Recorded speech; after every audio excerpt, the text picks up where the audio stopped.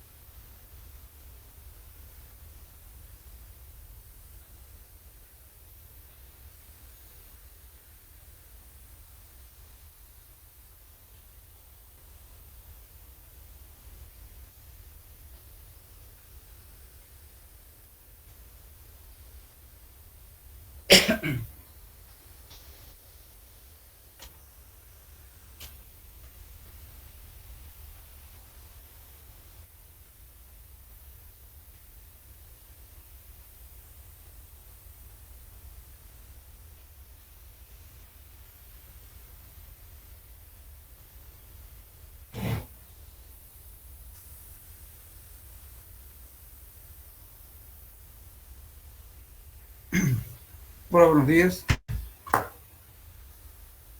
Buen día, ingeniero. Bueno, empezaremos el tema número 4. Pese que ya saben, creo que me llevaron otra materia ya de este tema.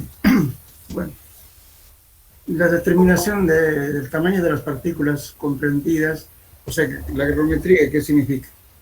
Es la determinación del tamaño de las partículas comprendida en diferentes rangos de tamaños y expresado en porcentajes. Bueno, eh, en los suelos gruesos se puede determinar su gravimetría mediante mallas. Dicha distribución por tamaños puede ver algo referente a sus propiedades físicas y materiales. Entonces lo que vamos a ver aquí es lo siguiente. Ustedes ya saben lo que es la gravimetría mediante utilización de mallas, ¿no es cierto? Las mallas, que comúnmente conocemos como tamiz, o tamiz pueden tener abertura cuadrada o abertura circular. ¿Qué nos permite determinar eso? En ambos casos puede utilizar los tamillas sean circulares o cuadrados. Nos determina justamente la distribución gravimétrica que existe en un determinado suelo. Que eso nos va a permitir justamente identificar el suelo y determinar la utilización que le podemos dar a este tipo de materiales. Especialmente en el suelo grueso utilizamos las mallas, pero en suelos finos utilizamos otro método, que es el método del sifoneado, de la pipeta y el método de la hidrometría. Son métodos diferentes, que se basa justamente en ley de sedimentación y la ley de Stokes, que es la última fase de este tema. Pero por lo pronto vamos a hablar de lo que es la hidrometría mediante las mallas. Bueno, cuando hablamos de granulometría, podemos ver que la distribución granulométrica puede presentarse de tres maneras. Uno es un suelo bien graduado, que tiene justamente el suelo bien graduado, tiene las partículas de la más pequeña en forma distribuida regularmente hasta la partícula más gruesa. Es un suelo bien graduado. Y el suelo que tiene casi el mismo tamaño de partículas con una pequeña variación del tamaño, eso se llama gradación uniforme. Este es el caso de los limos. Los limos casi todas las partículas son casi del mismo tamaño. Es una gradación uniforme. Justamente compactar estos suelos que estamos usando para carreteras, que eso es bastante difícil compactar. Se puede compactar, pero bastante difícil. Después tenemos suelo de graduación abierta. Entonces, la graduación abierta, ¿qué significa? De que tenemos partículas pequeñas, pero no tenemos partículas intermedias. Entonces, inmediatamente aparecen las partículas gruesas. Entonces tenemos tres tipos de graduación. Suelo bien graduado, graduación uniforme y falta de graduación. O graduación abierta, como pueden llamar. Bien, entonces, generalmente la distribución granulométrica, ¿no es cierto? La serie de mallas que se utiliza, estamos hablando de números.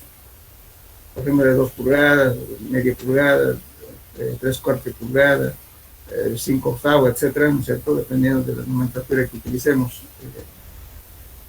Podemos hablar también de milímetros, micrones, como quieran llamar, pero nos estamos refiriendo justamente a la abertura de las mallas. Pero sin embargo, cuando ya llegamos a la malla número 4, por ejemplo, cuando ya llegamos decimos número 4, número 10, número 30, estamos hablando de números. Entonces, ¿qué está significando? De que una pulgada cuadrada tenemos 4 aberturas, si es número 10. Perdón, si es número 4. Si es número 10, serán 10 aberturas en una pulgada cuadrada. Sucesivamente va hasta la malla 200, que es el más conocido. Pero también tenemos otras mallas, que son 270, 275, 300, en fin, hay otras mallas más pequeñas. Pero lo más usual es justamente utilizar hasta la malla 200 en mecánica de suelos. Y cuando pasa más de un cierto porcentaje de la malla 200, se hace por otro método. Que les dije que se hace por método de hidrometría, o método del sifoneado, o método de la pipeta. Hay 3 métodos para hacer. Bien. Entonces, por ejemplo, generalmente, ¿no es cierto?, para poder utilizar en cualquier sistema, porque este es un parámetro que nos sirve para clasificar un suelo. Si no conocemos los diferentes porcentajes que pasa en la malla número 4, 10, 40 y 200, no vamos a poder clasificar el suelo. Entonces, siempre es conveniente poner las mallas, cuando hacemos una granulometría, por lo menos colocar la número 4, la número 10, 40, 100 y 200, en cualquier caso. ¿Para qué? Porque esto nos va a permitir, casi todos los sistemas de clasificación de suelos utilizan estas mallas. Entonces, por eso es conveniente colocarla siempre la número 4. Toda la malla, todo el material retenido en la malla número 4 se considera grava. Y todo el material que pasa la número 4 son suelos finos. Puede ser arena, o que sea, pero no son gravas. Son la número 10 y de la número 4 la número 10, desde la 4 hasta la 100 son arenas. Y desde la 100 a la 200 son limos. Y todo menor a 200 se considera suelos finos, que son las arcillas. Pero todo eso puede variar un poco dependiendo de la norma que se aplique. La norma puede ser la norma ASTO, la norma STM, las normas IRAN. Entonces, cada país tiene sus normas. Puede ser la norma NBE, que es la brasileña, NBR, perdón, NB, que es venezolana, en fin. Lamentablemente nosotros no tenemos normas. Nos seguimos siempre en las normas ASTO, la norma ACTM, las dos normas. Pero, por ejemplo, los argentinos utilizan normas IRAM, los brasileños utilizan normas DDR, en fin. Pero nosotros usamos generalmente las normas de ACTM o las normas ASTO. Bien, entonces, cuando hacemos una distribución granulométrica, ¿no es cierto? En el mejor de los casos, siempre es colocar la mayor cantidad de mallas para que nos represente una curva granulométrica. Por ejemplo, si estamos usando, digamos, una malla número 4 y nos pasamos a la número 50, digamos, la variación es bastante grande. Entonces, las líneas que se representan, ¿no es cierto?, con la distribución granulométrica pueden ser elípticas o parabólicas, no son rectas. Entonces, cuando vemos una representación gráfica de la curva, digamos, de distribución granulométrica, hay que unir los puntos con cercha, no con una escuadra, no son rectas. Las rectas de un punto a otro solamente se utiliza cuando tenemos la curva de especificaciones técnicas, por ejemplo, como cuando hacemos la granulometría para hormigones, digamos. Ya tenemos, o la capa base, ya tenemos ya el rango de tamaños determinados. Entonces podemos unir para determinar la granulometría que tenemos del suelo que estamos utilizando, que vaya a la faja digamos, de especificaciones técnicas. Entonces sí podemos utilizar una escuadra o una regla, como quieran. Pero normalmente en suelo debe trazarse con una cercha, no es una recta. Los tramos no son rectas, son parabólicas o elípticas. Bien, entonces también estamos utilizando, por ejemplo, si ustedes se fijan en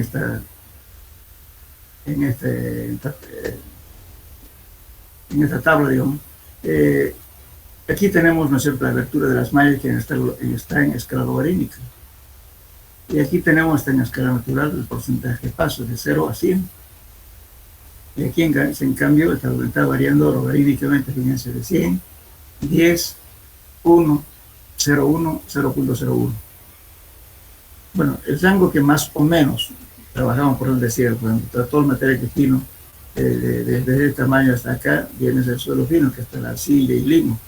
De ahí viene la arena, que está desde aquí hasta acá, y la grava estaría comprendida hasta acá. Pero esta tabla está hecha más o menos de la norma ACTM, no puede variar esto si utilizamos otras normas, no es general esto. Bien, entonces cuando hacemos una curva granulométrica, también determinamos lo siguiente. Determinamos el valor de D10, D sub 10, D sub 30 y D sub 60. Eso se llaman diámetros efectivos de Hazen. Por ejemplo, digo D10 igual a 0,12. ¿Qué significa eso? Indica que el porcentaje de los granos de la muestra son menores en diámetro que 0,12 milímetros. ¿Y para qué nos sirve esto? Justamente para encontrar el coeficiente de uniformidad y el coeficiente de curvatura o coeficiente de concavidad. Es un parámetro importante para poder determinar la uniformidad de los suelos y como también nos sirve parámetros para diseñar filtros, por ejemplo. Entonces, por ejemplo, acá tenemos este valor C de sus 60 sobre D sub 10, este es el de uniformidad. Este valor indica la variación o rango del tamaño de los granos presentes en la muestra y se calcula por la siguiente ecuación, que es esta, coeficiente de uniformidad. ¿Y qué significa eso? Si el C sub mayor a 4, indica que son gravas o mezclas gravosas. Si es mayor a 6, indica que son arenas o mezclas areno-gravosos con poco o nada de material fino. Justamente estos parámetros nosotros vamos a utilizar para cuando clasificamos las normas de ACTM o normas SUB, pues necesitamos estos parámetros para calificar a la arena, por ejemplo, si es mal graduado o bien graduado. Entonces nos vamos a basar en estos valores que tengamos para determinar si es bien graduado o mal graduado. Ahora, la ecuación de curvatura dice, por ejemplo, cuando este valor que es de 30 al cuadrado sobre D10 por D60, este valor nos puede dar un valor entre 1 y 3. Si nos da este valor de 1 y 3, quiere decir que el suelo está bien graduado. Si está diferente de 1 y diferente de 3, entonces el suelo está mal graduado. Bueno, entonces, para eso nos sirve estos valores que estamos encontrando. Y no solamente encontramos el de 60, el de 10, el de 30. Por ejemplo, cuando hacemos hidrología, usted va a encontrar el de 80 o el de 90. Va a depender para diferentes casos para qué se utiliza. Para el diseño de filtros, por ejemplo, hay que utilizar necesariamente el de 80. Donde hay sedimentación, en fin, se utiliza el de 80 y el de 90. Entonces, esto es simple hacer este ensayo. Fíjense aquí en la malla. Vamos a ver. Esta malla bien distribuida. A ver, díganme ustedes para que antes que vayamos adelante. Esta curva, que le estamos llamando C, ¿a qué tipo de suelo corresponde? ¿Qué graduación tiene? Hemos hablado de suelo bien graduado, mal graduado y graduación abierta. Entonces, esta curva que estamos viendo aquí, ¿a cuál corresponde? Abierta. Graduación abierta. No, graduación abierta. O sea, ¿por qué? Justamente porque de las partículas finas inmediatamente pasan a las partículas gruesas. Entonces, por eso esta curva es así. En cambio, la curva bien distribuida es esta, fíjense. De menor tamaño hasta la mayor tamaño. Una curva más larga. Entonces, esta curva, si estamos haciendo, por ejemplo, usando materiales para compactar, esto es un buen material porque se acomoda fácilmente. Las partículas finas ocupan los espacios vacíos dejados por las partículas gruesas, entonces se acomodan fácilmente.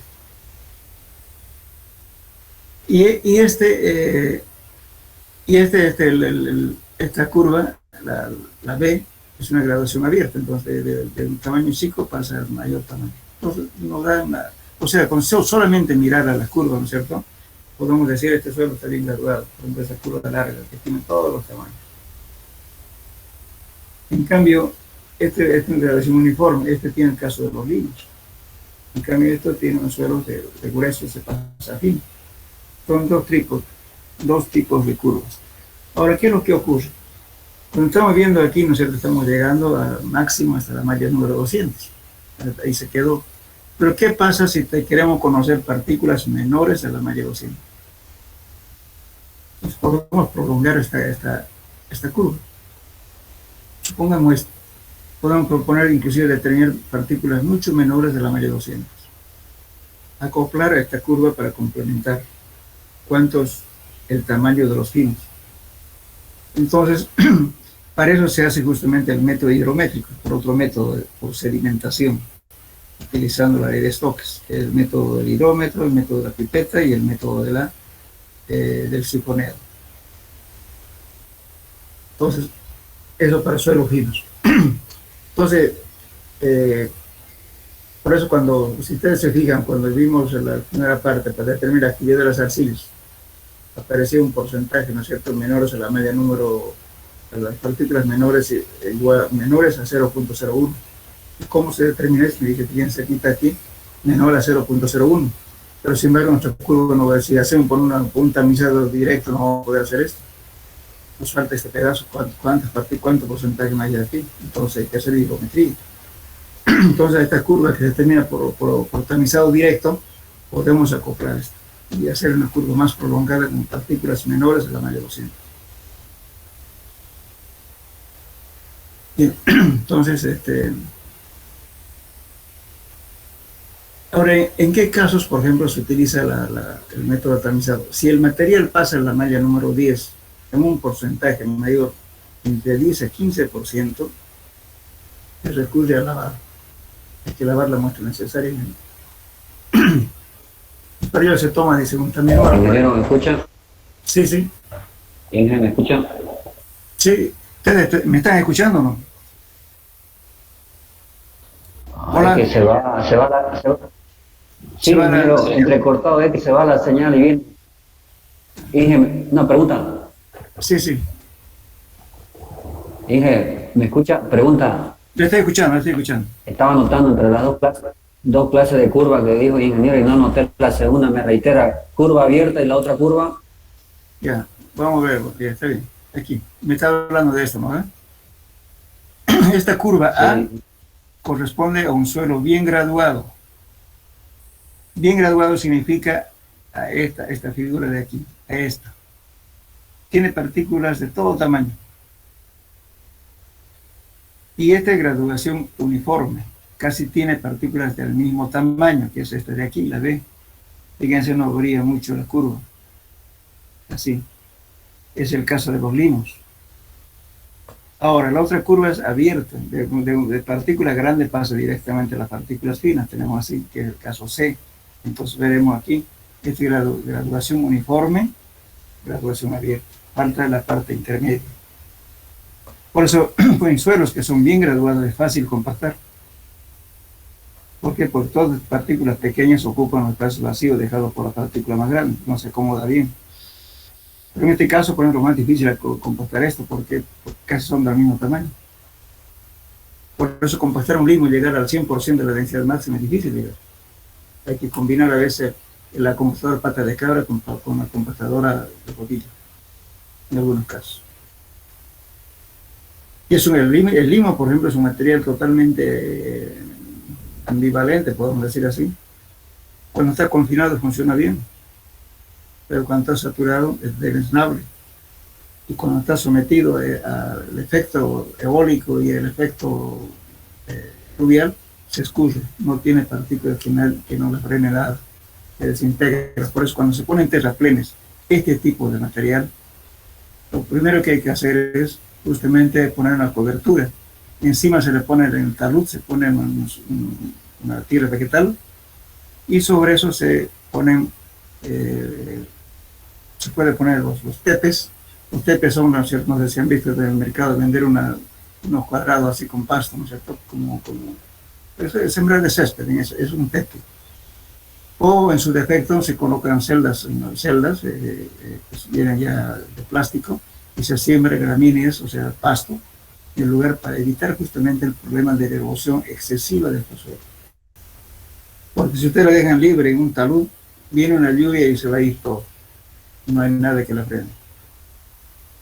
El más fregado de este suelo en esos casos. Si está confinado, funciona bien. Si tengo algo acá que lo proteja, está bien. Pero si está libre, está justamente sufre mucha erosión por el efecto eólico y el efecto fluvial. Lo que no ocurre con este tipo de suelos.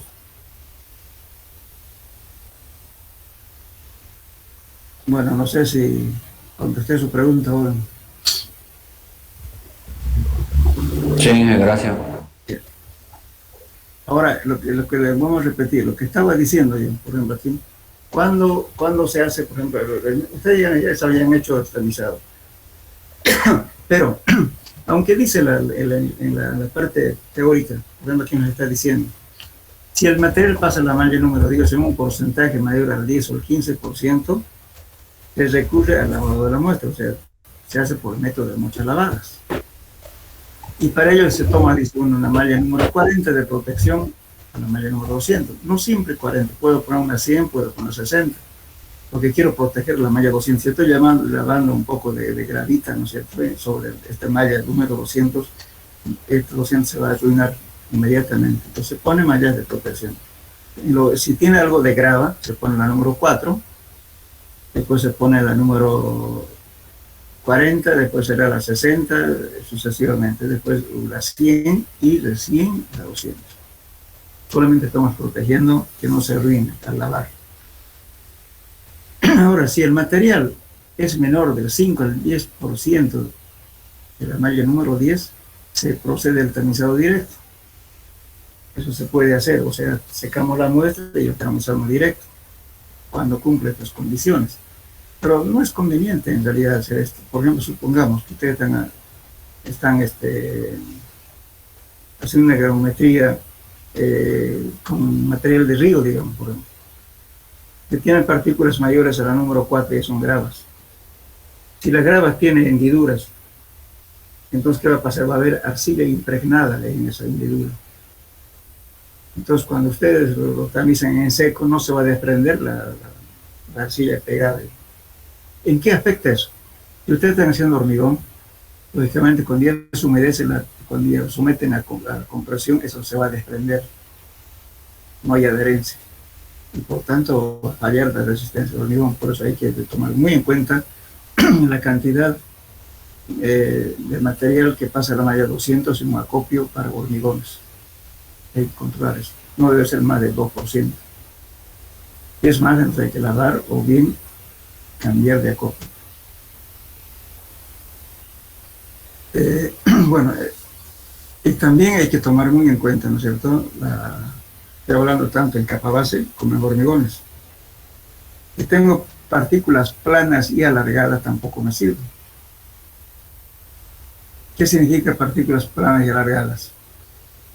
Cuando la partícula es mayor o igual que 5 veces el espesor de la partícula, es alargada y plana. Y por tanto, eso si yo estoy compactando, imagínense, voy a pasar la compactadora, voy a triturar el material. Entonces ya la geometría del material va a cambiar ya porque lo trituré al pasar solamente antes de pavimentar. Y si estoy haciendo hormigón es lo mismo. Cuando se somete a compresión se va a requebrajar esas partículas planas, no me aguanto. Entonces mi resistencia va a ser, ni por más que le eche la cantidad de cemento que quiera, me va a fallar por problemas de laminaridad. Eso hay que tener cuidado. Bien, entonces, ahora viene otro caso. Si el material pasa más del 12% de la malla 200, se debe realizar la granulometría por sedimentación. Entonces aquí cuando hablamos de eso, estamos hablando de hidrometría o el método de la pipeta o el método del sifoneo. Hay 3 métodos. El más utilizado en nuestro medio es la hidrometría. Ahora, cuando tamizamos, cuando hacemos la granulometría, siempre es preferible poner una alternativa que les colocamos. Aquí no se olviden colocar, aquí está faltando uno, la número 4. Todo material que queda retenido en la número 4 es grava. Entonces, y ya de antemano, para separar la grava para que se tire la 4, entonces sí o sí hay que poner el número 4. En cualquiera, en esta alternativa o en esta, siempre se debe poner la 4. Ponemos la 10, 20, 30, 40, 50, 100 y 200. Y la otra alternativa, como le digo, 4, 10, 40, 100, 200, otras alternativas, pero siempre se debe colocar la número 4. La número 4, la número 10, la número 40, 100 y 200, como en este caso, sí o sí. Bueno, con eso hacemos la curva granulométrica y vamos a determinar, como les decía hace rato, el D sub 10, D sub 30 y 60. Para eso calculamos C sub U y C sub C.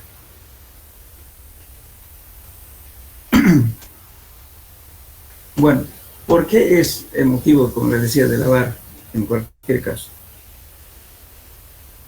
¿Por qué? Porque justamente para sacarlo todo, si es peor si es canto rodado, que es material de río, siempre tienen la arcilla impregnada en alguna hendidura de las partículas. Entonces eso no es bueno, especialmente en hormigón, porque eso se desprende cuando se somete a compresión. Bueno, ahora les voy a hacer una pregunta. Ustedes sé que llevaron materiales de construcción, han hecho granulometría, de todo. La pregunta es la siguiente: ¿qué cantidad de material utilizan ustedes para hacer una granulometría, digamos, destinada a hacer hormigones?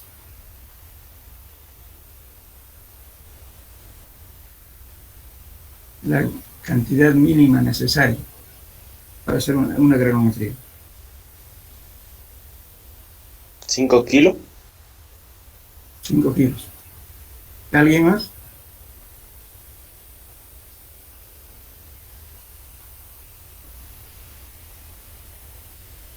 Fíjense, si yo tengo una piedra de 2 pulgadas, porque ustedes saben que hay alguna, para hormigón se puede utilizar 1,5, ¿no? 1,5 la está pesando casi aproximadamente 300 gramos.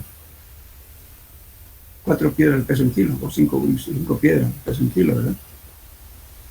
Entonces esa muestra no es representativa. Para hacer hormigón, lo mínimo tiene que utilizar por lo menos entre 15 a 20 kilos de muestra, debidamente cuarteada. Si no, no es representativo. Por desgracia, le cae 2 piedras grandes y ya le pesa 1 kilo. Entonces ya la curva ya no es la misma lo que va a usar en la obra. Por eso la geometría para hormigones hay que usar por lo menos unos 20 kilos. 15 a 20, mínimo. Ahora en la capa base lo mismo. La capa base es el material que se coloca para pavimentar. Que va encima antes de colocar el pavimento. Lo mismo ahí. En capa base inclusive las gradaciones que se utilizan, que son partículas de 2 pulgadas para abajo, 2, 1,5, 3 octavos, etc. Entonces, si lo colocamos así 5 kilos, le cae 3 piedras de 2 pulgadas, pues ya suma de 1 kilo. Entonces no representa la realidad de la curva. Por eso siempre hay que usar la mayor cantidad posible de material. Y además lavar, siempre lavar. Yo digo eso porque mucha gente, ingenieros inclusive, están llegando al laboratorio con 5 kilos de muestra para hacer geometría para hormigones. Eso insiste, eso no representa nada. Además, para hacer hormigones, ¿quién sabe? Ahí ustedes han llevado ya la parte de material de construcción y hormigones, que tengo yo hormigón. Pero ¿quién sabe hacer de agregado grueso para hormigones? ¿Quién sabe hacer? Casi lo mismo también se hace para... Estoy hablando de hormigones, ¿por qué? Porque en carretera se utiliza pavimento rígido. También se utiliza en pavimento flexible, se utiliza el agrado. Por eso estoy hablando. Porque como ya ustedes entiendan de hormigón, más fácil de entrarle por ahí. ¿Quién sabe eso?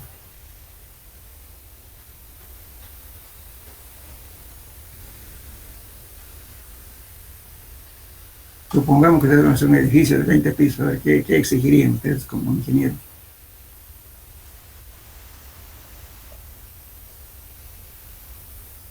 Sacar una muestra de Abraham. Estoy hablando de... Ya. Lo primero que tienen que hacer, ¿qué cosa? Chequear su granometría, ¿verdad? Después, ¿qué más? Yo decía, las partículas planas y alargadas. Uno, ya sería 2 ensayos, ¿no? El otro ensayo que es las caras fracturadas. ¿Cuántas caras tiene fracturadas? Luego, el porcentaje de tesones de arcilla en la muestra. Luego, el porcentaje que pasa en la malla número 200. ¿Y qué más?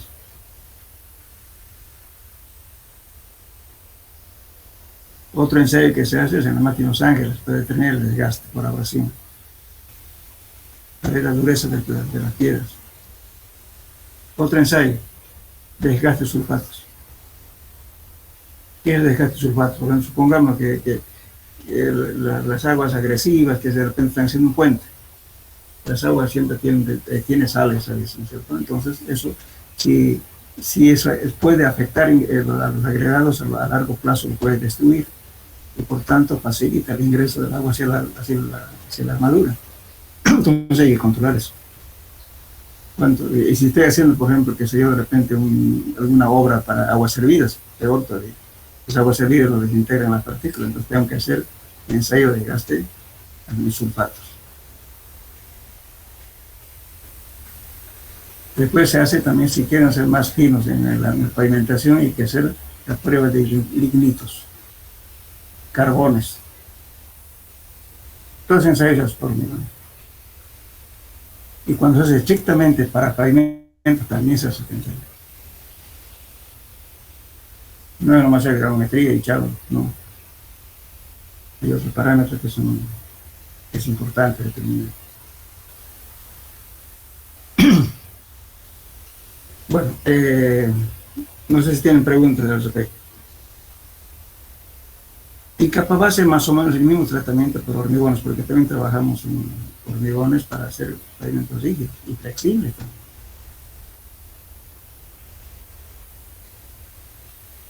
¿Alguna pregunta más, jóvenes? Por ejemplo, ahora vamos a hablar un poco, ¿no es cierto? Esta es lo que estoy hablando de la geometría por método directo utilizando una serie de mallas. Después vamos a hablar de hidrometría. Entonces, no sé si están entendidos hasta aquí. Ahora, otra pregunta que les voy a hacer, que supongo que ya deben saber también. Cuando van a un acopio de suelo, o sea, ya sea para el grava o material de capabase, lo que sea, ¿cómo harían ustedes el muestreo para traer una muestra al laboratorio? ¿Cómo muestrean?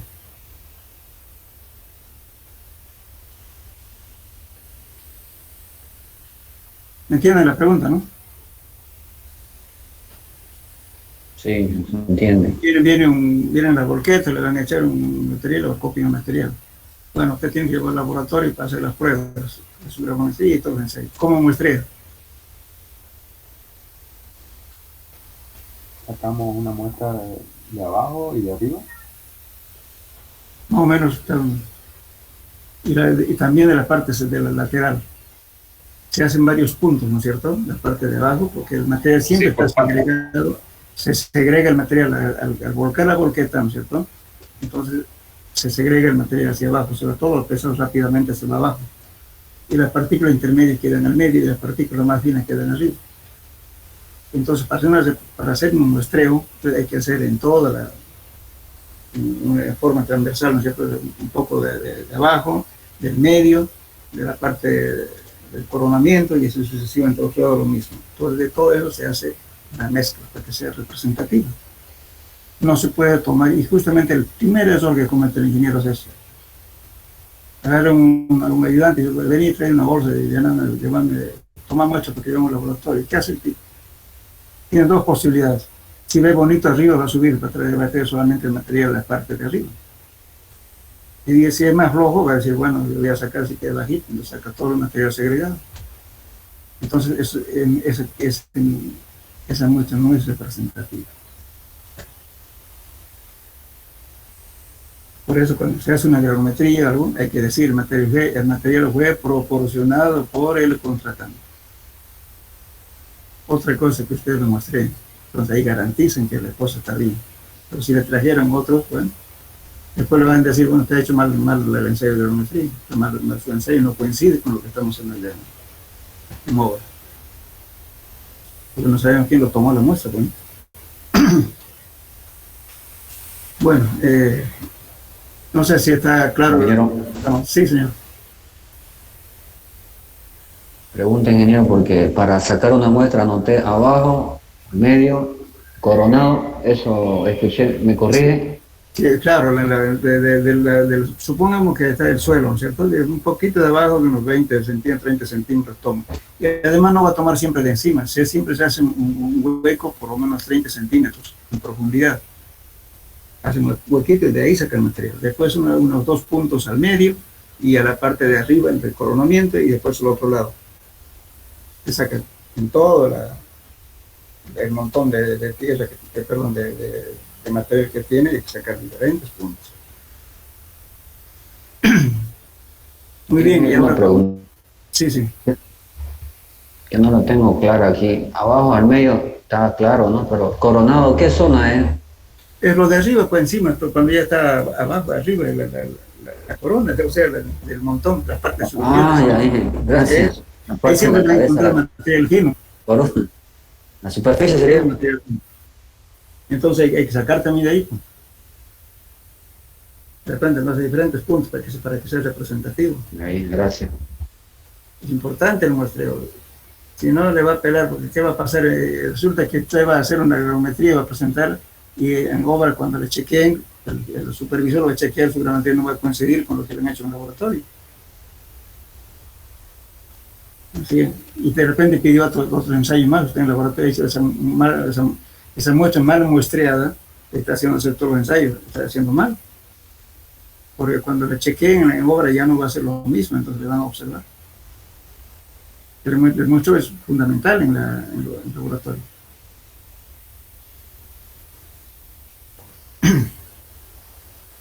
Bien, está claro hasta aquí, ¿no? Gracias.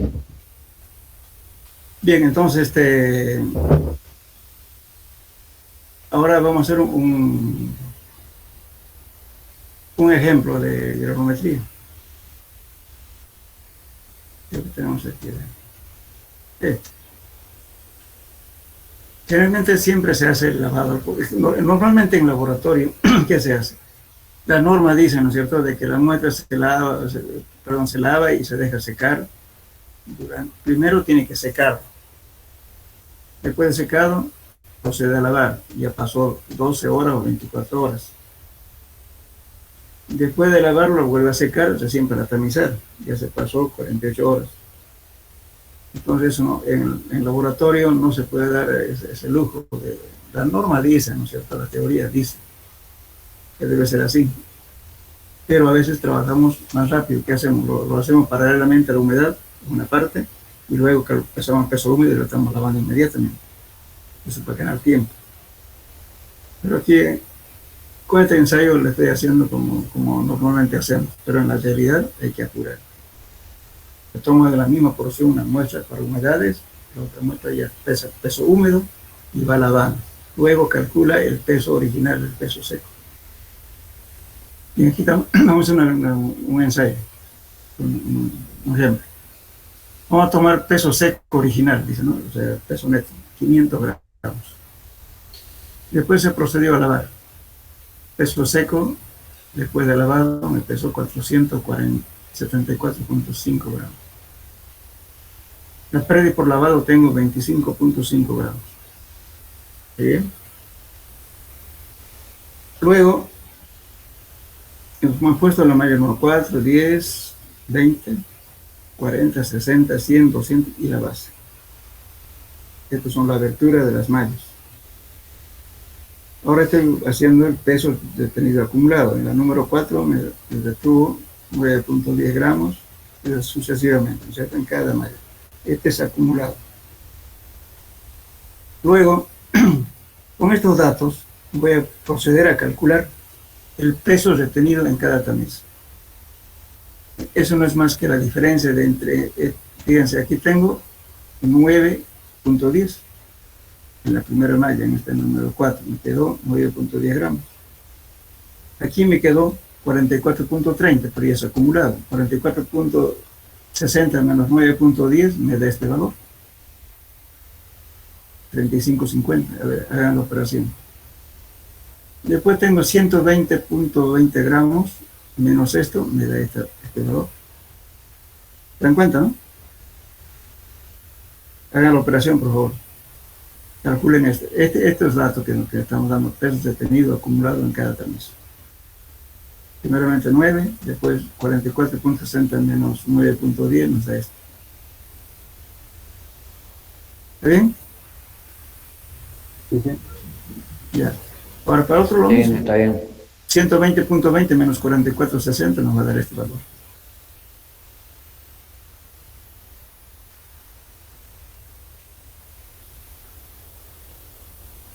¿Está bien? Está bien. Sí. Ya. Y así sucesivamente. 250.30 menos esto les va a dar este valor.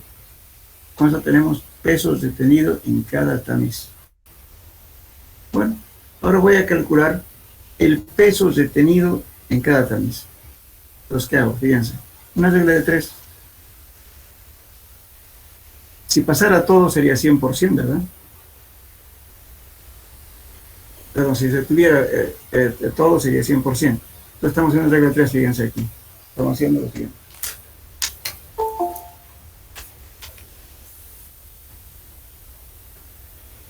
Fíjense, estamos calculando aquí con el peso total, no con el peso después de lavar.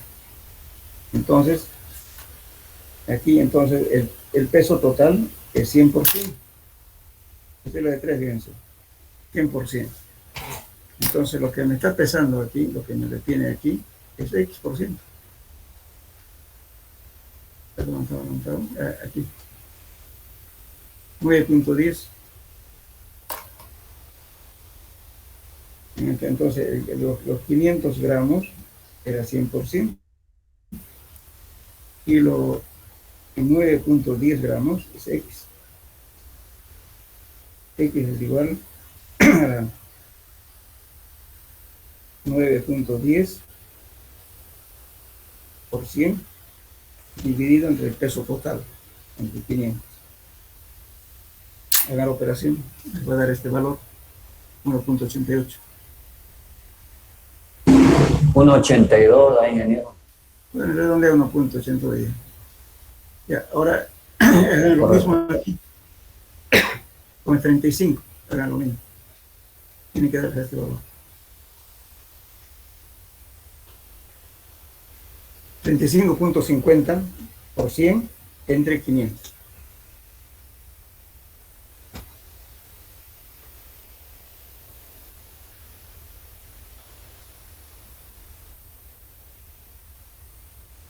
¿Cuánto era? Está 7.10. bien.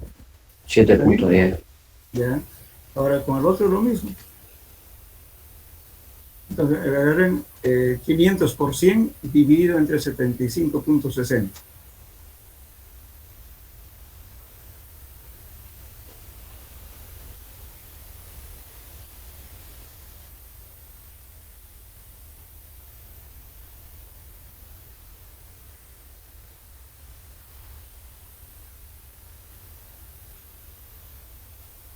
$15.12. Ya redondeado, ¿no? Ya. 15.12. Ya. Bueno, sí, aquí el redondeo está fallando, pero no es tan, o sea, es decimal. Muy bien, ahora la misma secuencia hasta acá. Aquí ya no lo hago porque aquí está el 10% de tenida que de la malla número en la base. Entonces estoy calculando solamente hasta la malla 200. Ahora, ¿cómo calculan el porcentaje que pasa? A ver, escriban su formulita. El porcentaje que pasa. Se resta entre 100. El porcentaje que pasa va a ser igual a 100. Si pasara todo sería 100, ¿no? Entonces 100 menos la sumatoria de los porcentajes detenidos.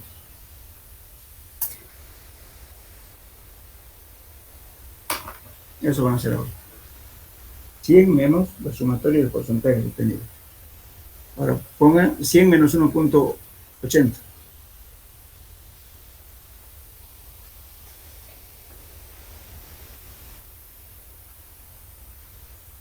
Ya, 100 menos 1.80. Sí, 98.20, ¿no?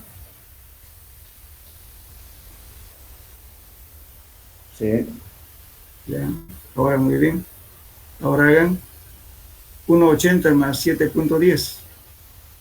Entonces ya tengo este de 100 menos 1.80 menos 7.10. Le va a dar este valor. Pues digo, sumatoria de los porcentajes detenidos, ¿no?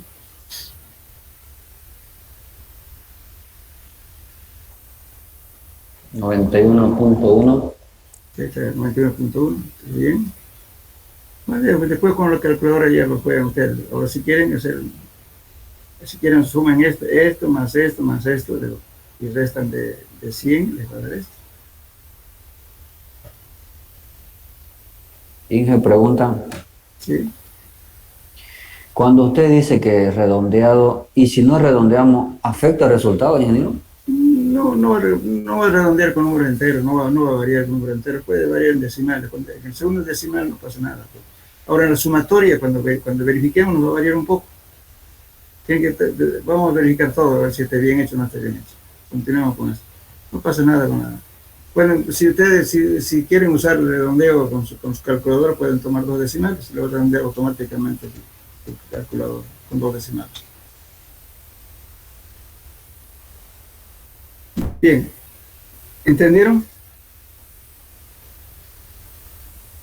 Sí, ingeniero. Sí. No es más Sí, que ingeniero. 100 menos la sumatoria de esto más esto más esto más esto más esto, más estamos obteniendo este valor.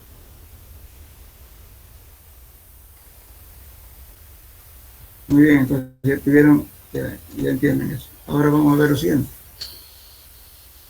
A ver, vamos a verificar. Ustedes saben que el total, ¿no es cierto? Si aquí estoy suponiendo que no hay pérdida por tamizado. Entonces tengo los 500 gramos aquí. Pues vamos a verificar qué porcentaje se perdió por tamizado. Entonces, ¿qué hacemos? Decimos, ¿no es cierto? El peso original es 500 gramos. Hagan el peso total. O sea, 100 y 500 gramos es 100%. Pero aquí fíjense en la base, la suma total nos dio 474.30, perdón. O saque su porcentaje de eso. Entonces 474 es X. ¿Cuánto le da ese valor?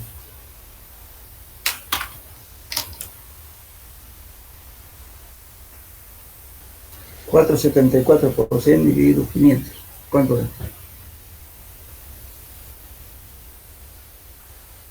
94.86. ¿Cuánto? 0. 94.86. 94.86. A ver, estamos aquí, estamos hablando de... Ya. Ok. Muy bien. Ahora, lógicamente que el peso tenido acumulado, o sea, el peso que tiene cada tamiz debería haber sido los 500 gramos, ¿verdad? ¿Sí o no? Aquí, ¿qué ha pasado? No.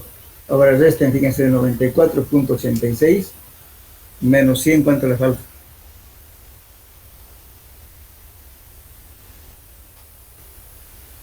5.14.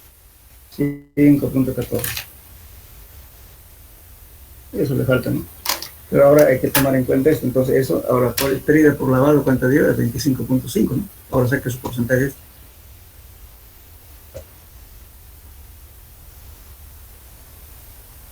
¿Cuánto sale? ¿De cuál INE? De esto, pues, aquí está el lavado, ¿cierto? Aquí, 25.5 gramos. Y así ahí hay una pérdida aquí. Entonces ustedes sacan ese porcentaje. ¿Cuánto es pérdida por lavado? Tienen 500 al 100% y 25.5 X. Como hace rato. Claro. 25.5% entre 500. ¿Cuánto le da?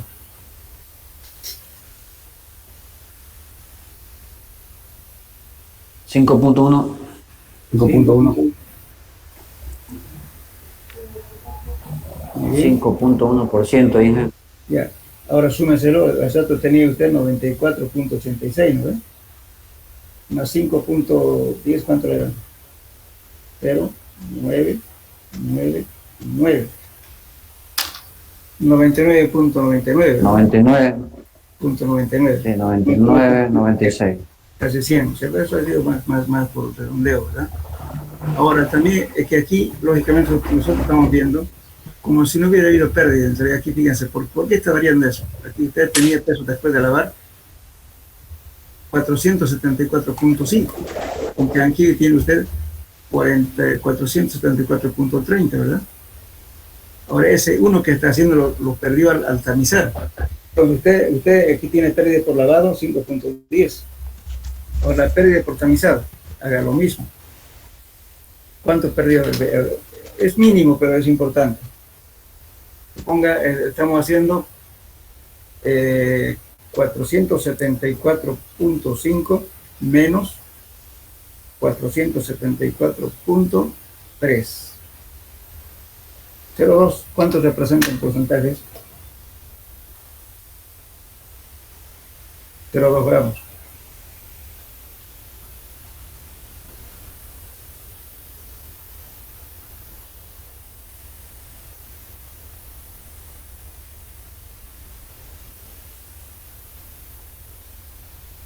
$0.04, ¿no es cierto?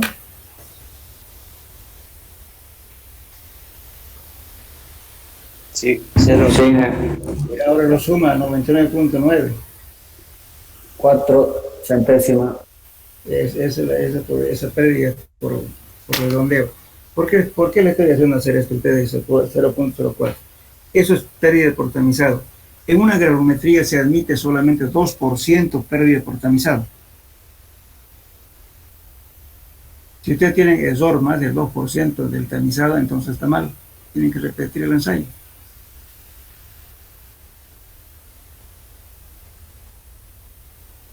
Lógicamente en agregado grueso no es mucho, pero si usted está hablando con suelos finos, entonces es importante. Pero también, y bien, ¿por qué? Pues se ha perdido por tamizado, justamente porque no se cesó bien posiblemente el tamizador o al hacer manipuleo manualmente han perdido algo de muestra. Si han perdido más del 2%, entonces hay que repetir el ensayo. Entonces, se pregunta cuántos pérdidas por tamizado ustedes van a sacar ese valor, cuánto se perdió. Porque aquí está, fíjense, el pérdida por tamizado y sin embargo aquí la sumatoria de esto debería haber dado 500, aquí le falta, perdón, igual que esto debería haber dado 474.5, aquí le da 474.3, ha perdido algo, pero podía ser más. Entonces eso se llama pérdida por tamizado. Y pérdida por lavado, 25.5 gramos, ¿no es cierto? Que hemos sacado que era 5.10. Todo eso sumatorio tendría que ser próximo, ¿sí? O igual a 100.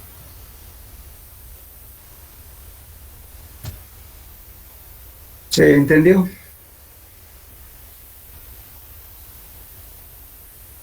Tiene una pregunta. Sí. Si es mayor al 2%, se procede a sacar otra muestra y Sí, se procede a hacer de nuevo el ensayo. Ahora la pregunta es, disculpe, quizás no la tengo clara. ¿Hay que sacar otra muestra del terreno o de la misma muestra que tenemos y secado y lavado? Se supone por eso que se trajo siempre una muestra de más. A veces tienen la costumbre, justamente los que nos enseñan el campo traen como muy 15 poquito. a 20 kilos, ¿no?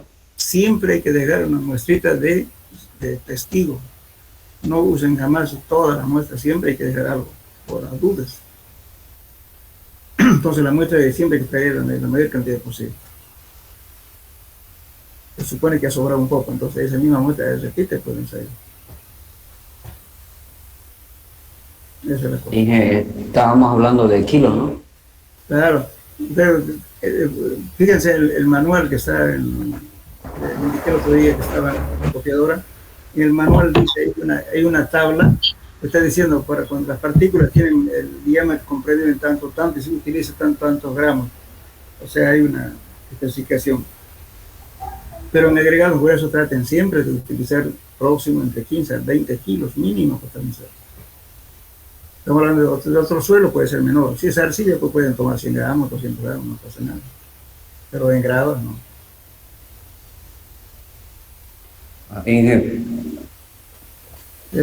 Ya. Muy bien, entonces con estos porcentajes que pasan, grafican y van a calcular el C sub C y el D sub 10, el D 30 y el D 60. Y van a calcular el coeficiente de uniformidad y el coeficiente de curvatura. Estoy hablando de esto. Entonces agarren una escala de este tipo, semilogarítmico, y grafican la curva. Y calculan el D10 y el D30. ¿Cómo se calcula? Me olvidé decirles. Si yo quiero calcular el D sub 10, es simple. Tome el 10% correspondiente, traza la paralela a este eje de aquí, y va acá, calcula el D sub 10. Entonces le va a dar la abertura aquí. ¿Cuánto es el D sub 10? Ahora el D30, lo mismo. El 30% viene por acá hasta encontrar la curva y baja aquí, es el D30. El D60 lo mismo. Y el de aquí hasta acá, baja aquí, es el D60. Es simple para tener el de 10, de 30. Ahora, si no pudiera calcular, supongamos si alguna vez le diera menos del 10%, no va a poder calcular de 10, entonces se dice en la nota abajo, no se ha podido determinar el de sub 10 debido a que las muestras no presenta mucho fino, entonces por eso quedó muy arriba. No calcula estos valores, porque el de sub 10, fíjense aquí, en esta fórmula está entrando para el coeficiente de uniformidad es de 60 sobre de 10. Aquí es de 30 al cuadrado sobre... Aquí un error, por favor, que póngale D sub 60 y D sub 30. Perdón, D sub 10 por D sub 60. ¿Ya? Aquí. Está faltando tomar esta operación. Aquí. No, se me fue. Aquí. ¿Cómo está? Esta es la fórmula. Es que está en el cuadro, aquí un error, un tío tiene un error, fíjense, aquí le falta. De 30 al cuadrado tiene que ser de 10 por de 60, como esta ecuación de aquí. De 30 al cuadrado, de 10 por de 60. Esto sí o sí, traten, por eso cuando hacemos la clasificación, por el método ASTO, no es tan complicado la clasificación. En el D60, perdón, en el sistema SUB, sí, porque necesita, le dice, por ejemplo, arena bien graduada, dice, ¿cómo vas a saber que es bien graduado o mal graduado? Justamente porque si los valores de esta ecuación le da entre 1 y 3, bien graduado. Si le da fuera de 1 y 3, mal graduado. Es una ayuda por clasificación.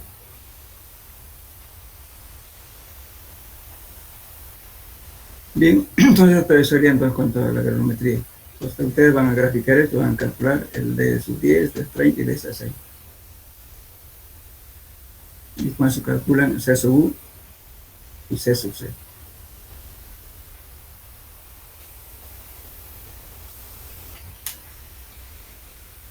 Bueno, este sería el método de la hidrometría.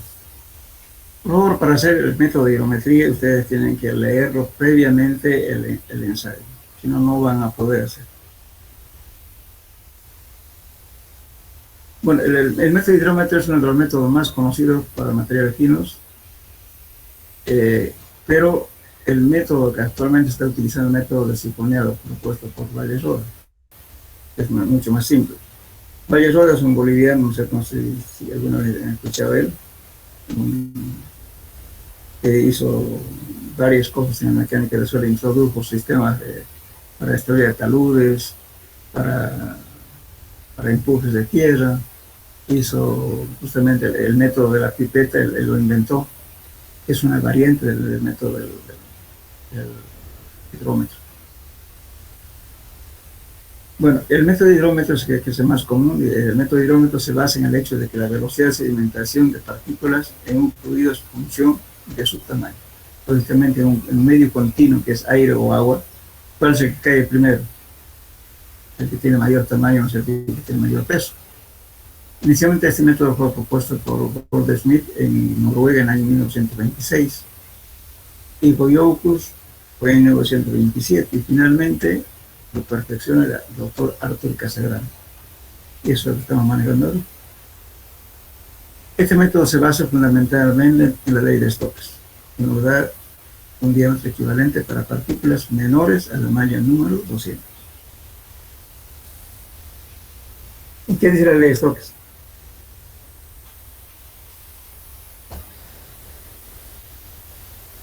¿Alguien sabe qué es la ley de Stokes?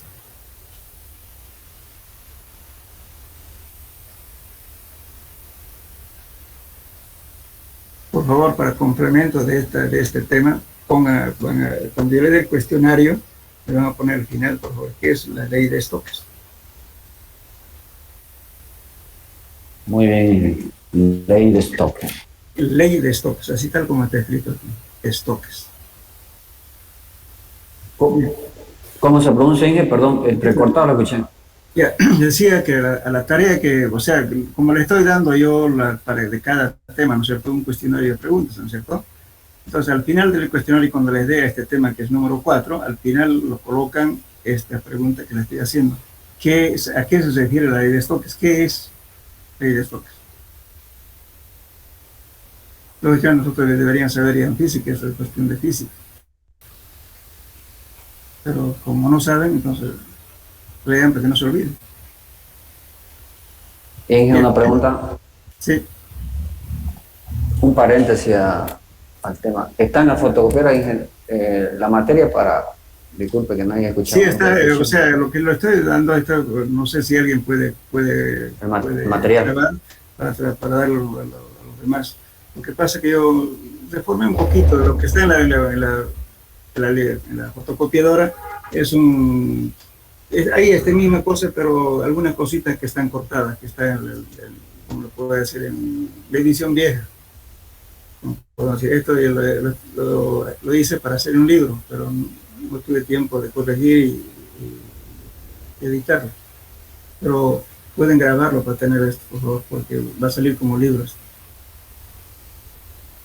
Como yo ya tenía escrito, por eso me facilitó hacer justamente las diapositivas con esto.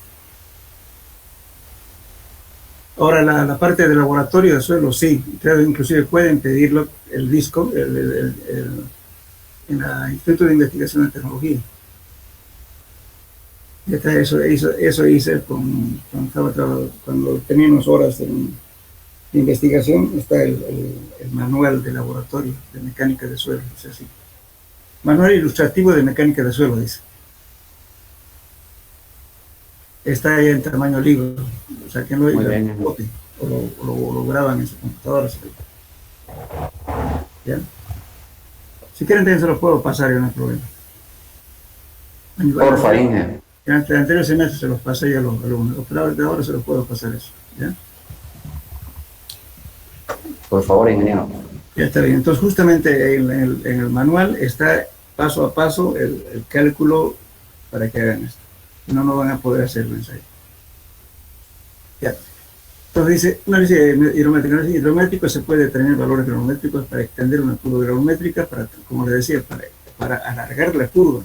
Ustedes cuando hay granulometría van a llegar solamente hasta la malla 200, pero ¿qué pasa con las partículas menores de la malla 200? ¿verdad? Entonces con esto pueden acoplar y extender la curva.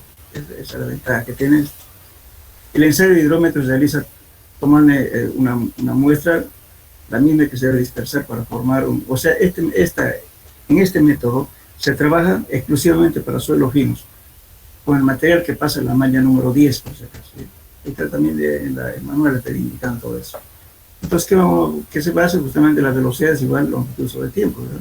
Entonces ahí saca su fórmula, velocidad igual 2 veces el gamma más US, este es el peso específico del suelo, menos el peso específico del agua, el diámetro equivalente sobre el otro al cuadrado. Entonces el diámetro equivalente es 18 por la viscosidad, por la velocidad, por el peso específico del suelo, por el específico del agua. Entonces, paso a paso ustedes van a llegar justamente a encontrar el diámetro equivalente. Con eso van a graficar.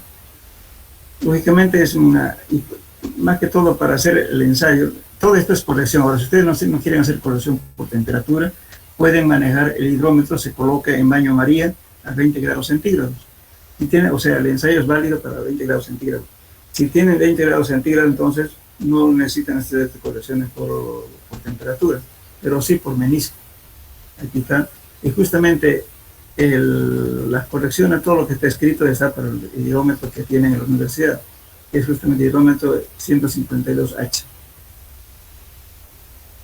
Ahora, la preparación de la muestra es importante. Lo que hacen, por ejemplo, allá en esta muestra, primeramente, lo que se hace es tomar la muestra que pase la malla número 10, como decía, y luego hay que hidratarla la muestra. Se coloca un recipiente y se lo hace como una crema con agua, lógicamente, y que se hidrate. ¿Qué significa hidratarse? Que el núcleo interno del suelo esté humedecido. Entonces hay que tener 12 horas o 24 horas la muestra. Una vez realizado eso, se coloca una batidora de tubos. O si no tienen eso, tranquilamente pueden hacer con un tenedor o con una cuchara, con cualquier elemento que les permita batir como una crema. Muy bien, entonces esta es la muestra preparada. Una vez que preparen la muestra, toman el hidrómetro. El hidrómetro justamente está calibrado para 1000 ml, o sea, 1000 centímetros cúbicos. Este es el hidrómetro. Es un bulbo de vidrio, que tiene aquí una escala, y aquí tiene un vidrio, un bulbo. Entonces, ¿qué se hace? Primeramente, la muestra preparada, ya bien mezclada, entonces hay que ponerle a un fluido preparado, aquí. Este generalmente es agua mezclado con dispersante. El dispersante se llama hexametamosfato de sodio. Tu nombre de venta se llama cuadrofos con Q, cuadrofos. Anótenlo si quieren. Hexametamosfato de sodio. Nombre de venta en el mercado lo conocen más por cuadrofos, con Q, cuadrofos. Ahora, si no tienen cuadrofos, perdón, si no consiguen, se utiliza silicato de sodio.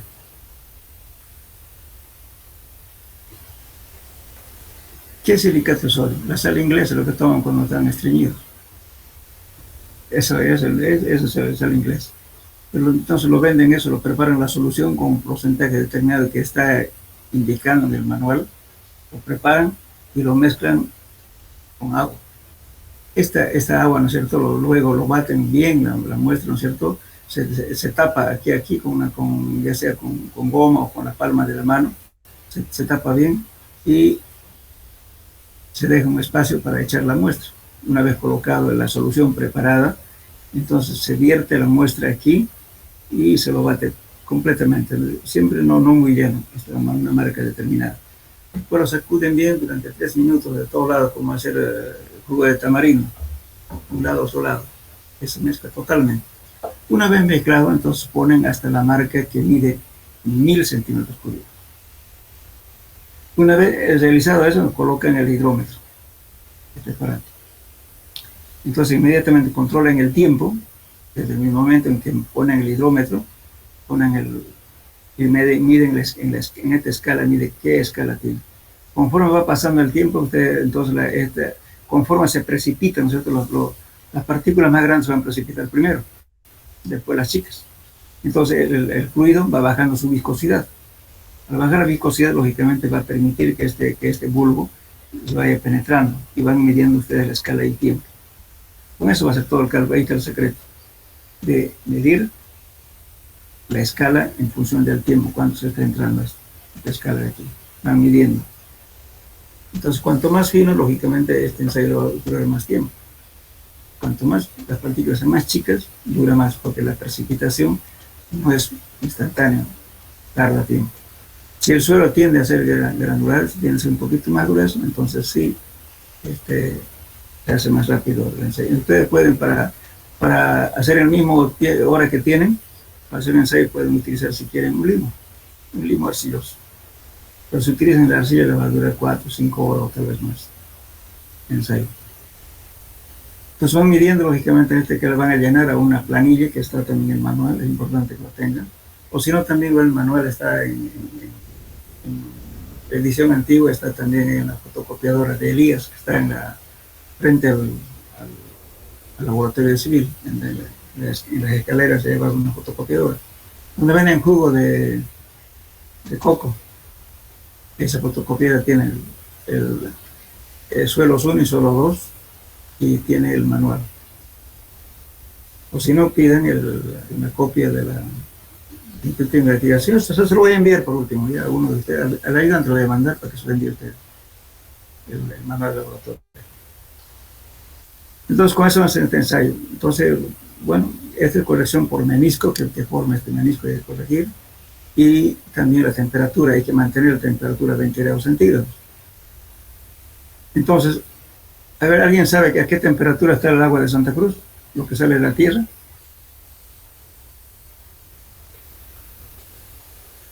Está aproximadamente a 26 grados. Entonces, si quieren mantenerla a 24, entonces agarran un recipiente y le ponen hielo y la mantienen constantemente durante el ensayo. O si no, miden con un termómetro y hacen corrección por temperatura. Siempre hay que llevarla a 20 grados centígrados. Eso es el ensayo del hidrómetro. Ahora, como tarea, este ensayo complementario no está en el texto. Por favor, me van a hacer ustedes como complemento, le voy a dar inclusive la bibliografía. Me van a describir el método de la pipeta. Está basado en el mismo principio. El método de la pipeta lo adoptó el cuerpo de las Fuerzas Armadas norteamericanas y en México es común usar la pipeta. El método de la pipeta. Entonces me van a describir cómo se hace el ensayo de la pipeta. Eso lo van a encontrar en español en Raúl Valle, perdón, en Crespo Villalaz. Mecánica de suelo y cimentaciones de Crespo Villalaz. El método de la pipeta.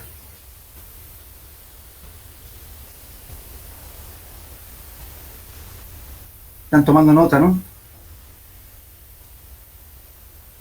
Sí, inge. Ya. El otro método es el método de la pipeta. Perdón, el método de sifoneado. Ya hemos hablado del método de la pipeta. Eso está en Crespo Villalaz, ¿no? El otro método es el método de la pipeta. Perdón, el método de la sifoneado. El método del sifoneado. Ese, el autor es Raúl Valle Roda. Raúl Valle Roda. Eso está ya introducido en las normas ASTO, pero está en inglés. Ahora, si quieren en español, busquen su libro, que está en venta, cuesta 35 bolivianos. Su libro se llama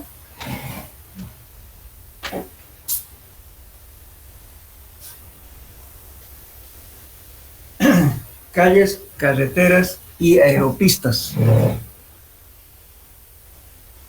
Raúl Valle Rodas. Un libro un poco antiguo, lo que pasa que él murió el año antesito del 70, o sea, su libro fue editado antes del 70. Antiguamente las normas de lo que es ahora ASTO se llamaba ASHO. Entonces está en normas ASHO, pero ya está convertido a la norma ASTO. Lo que cambia el nombre nada más de esa institución. Lo que se llamaba ASHO ahora se llama ASTO. Ahí está, en español está de... Hagan un resumen, tampoco no quiero que me copien todo lo que dice el libro. Las partes principales hagan un resumen, cómo se hace el cálculo, cómo se hace el ensayo. Lamentablemente nosotros como bolivianos deberíamos manejar porque este autor es boliviano. Pero no es común, yo lo doy más que todo como conocimiento general. Lo que se utiliza es el método del hidrómetro. La pipeta lo adoptó varios países, especialmente México y otros países más, pero tampoco utilizamos ese método nosotros. Alguna vez cuando plantea utilizar ese método me rechazaron. Todo el mundo está acostumbrado al método del hidrómetro, pero es bueno saber que hay otro método alternativo. Por un método de sifoneado es mucho más simple que hacer el método del hidrómetro. Eso era entonces en cuanto a los ensayos. Este es el ensayo hidrométrico basado en la ley de Stokes. Esto me lo van a poner al final del tema, por favor, en el cuestionario que os pregunte ya, por favor. Hagan notar porque yo tomo muy en cuenta lo que participan para investigar algo.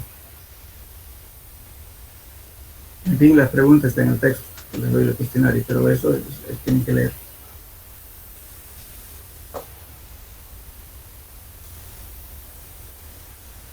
¿Alguna pregunta?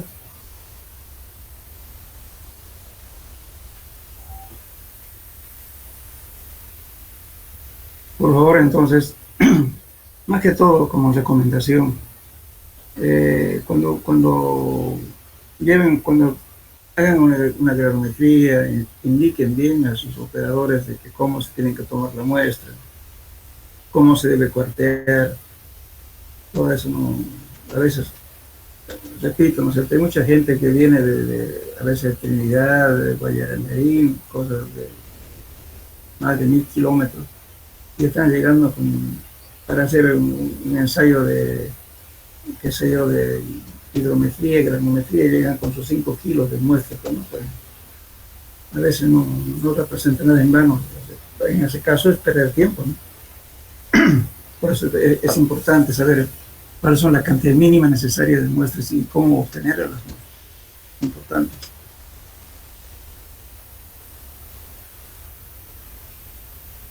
¿Alguna pregunta, jóvenes?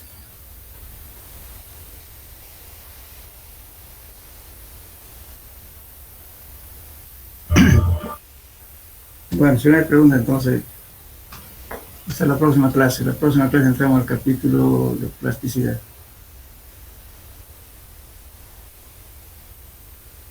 Gracias. Ingeniero, hasta Hasta luego. luego. Hasta luego. Hasta luego, ingeniero. Hasta luego. Hasta luego.